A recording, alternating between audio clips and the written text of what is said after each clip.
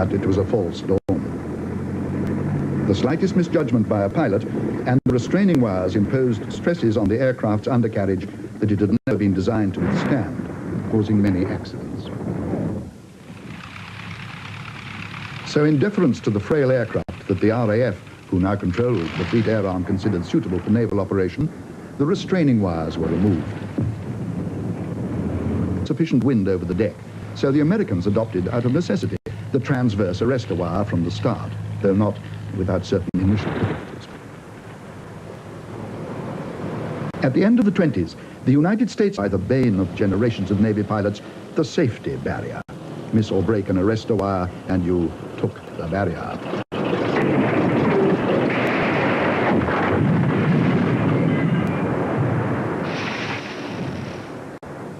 Early barriers were too low, enabling a really determined pilot to get past. This one was lucky.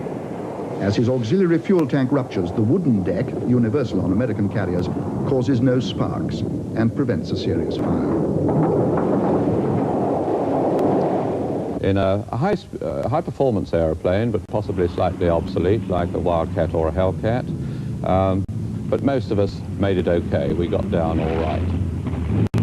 But some got down all wrong.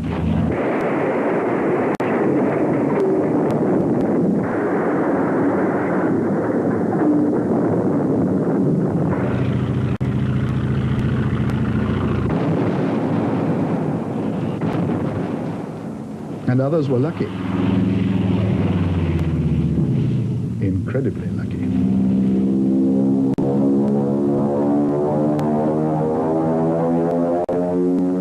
And a few had no luck at all.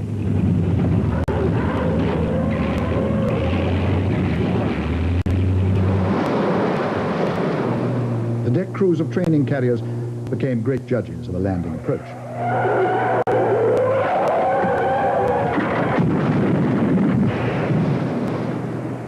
At extreme range at dusk. On the way home, aircraft began to ditch as they ran out of fuel.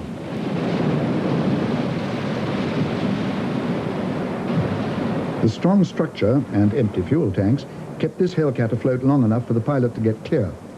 He was one of many that had splashed down on the long 300-mile haul against headwinds back to the carriers.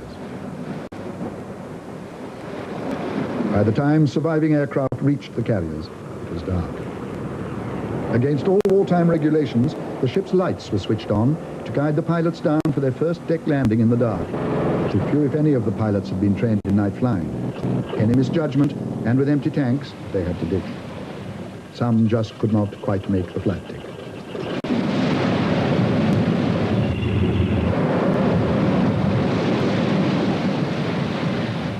Frantic radio calls gave the pilots permission to land on the first ship they saw.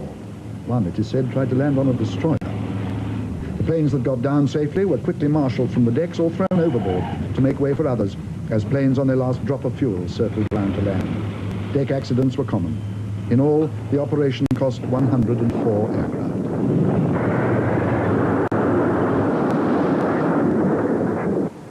And next day, widespread searches were made along the track and many of the aircrew were rescued. But 16 pilots and 33 crewmen were never seen again.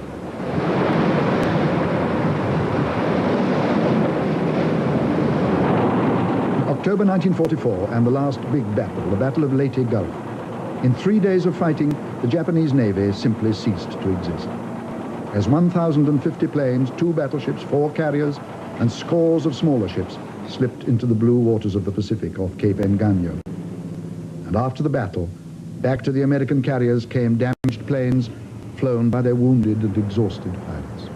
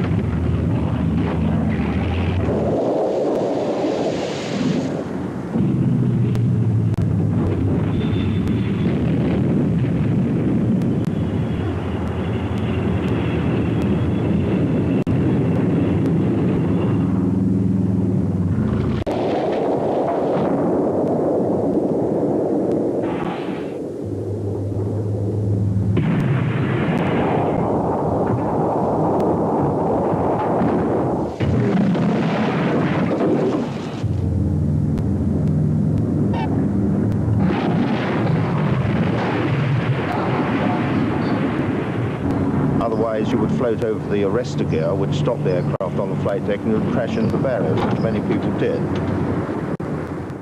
Here, one of our aircraft, an Avenger, returns with a missing left wheel and makes a safe landing. The plane handling crews take every precaution.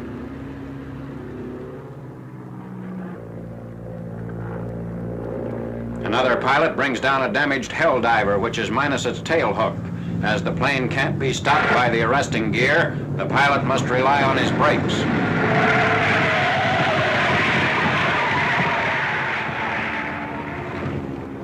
This ship is trailing smoke as the pilot covers the last yards to the carrier.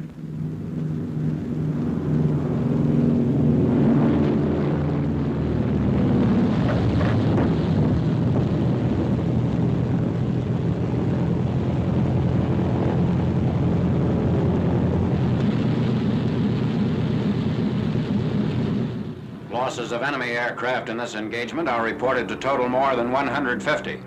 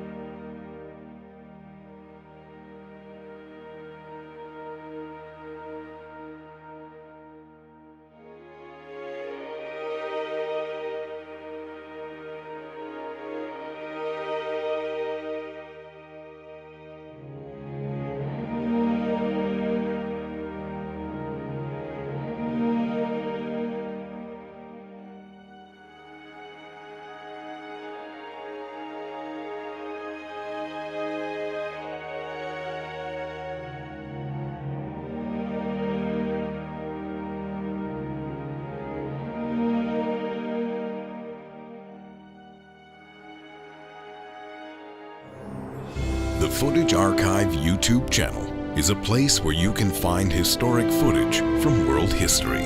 Subscribe to take a trip back in time.